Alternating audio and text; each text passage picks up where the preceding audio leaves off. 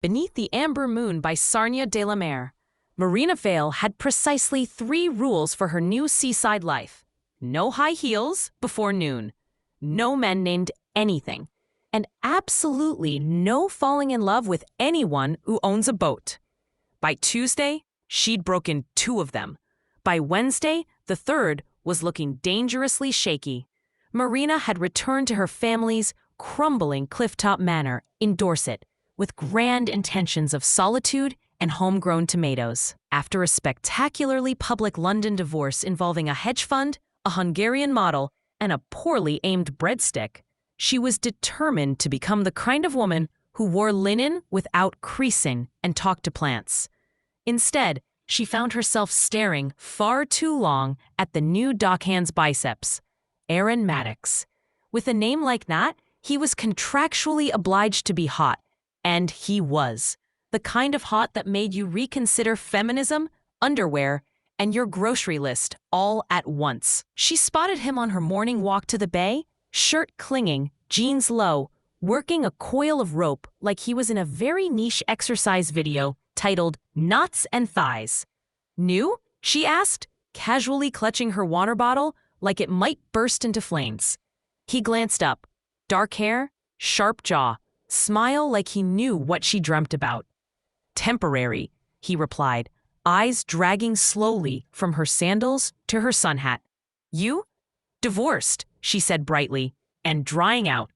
Aeron laughed, a deep, quiet kind of laugh that suggested he didn't take much seriously, except maybe the way he was currently not taking his eyes off her. Enter Theo Ellison.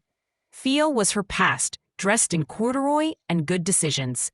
He'd been her almost-fiancé back when she still thought brunch was a personality. Tall, charming, and entirely too nice. Theo turned up at her door 3 days later, holding a bouquet of ethically sourced wildflowers and the sort of hopeful expression that made her deeply suspicious. "I heard you were back," he said, rain dripping from his hair. "I thought I might come and ruin your peace." "Oh, thank God," Marina said. "I was starting to make sourdough." He kissed her cheek and smelled of bergamot and poor timing. Things escalated, as they tend to do, over a dinner party. Marina had invited them both without thinking, or rather, without admitting she was thinking. Theo brought wine. Aeron brought a crab. There was jazz. There was risotto. There was tension so thick it could be spooned into ramekins and served with a sprig of regret.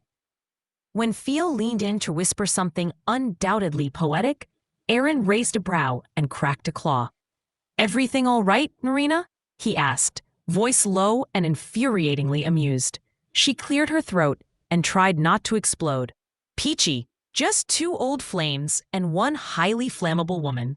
After dessert, Theo offered to help with the dishes. Aeron stayed behind to dry. Marina, foolishly, stood in the middle like a Regency heroine on a hen night. "I remember the sound you made when I touched your neck," Aeron murmured, not looking at her. "Wonder if you still do."